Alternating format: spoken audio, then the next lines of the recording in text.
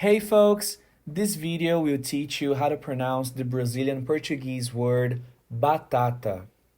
The correct pronunciation is batata. Once again, batata. Here's a fun fact.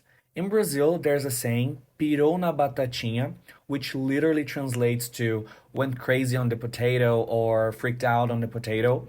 But in Portuguese, it actually means boggles the mind, go bananas, or even go nuts. Interestingly, in Brazil, the expression uses potato, while in English speaking countries, it's bananas, a vegetable versus a fruit. Nothing makes sense, but somehow it actually does. But remember, the correct pronunciation is always the one that people can understand, so don't be afraid, choose whatever is easiest for you.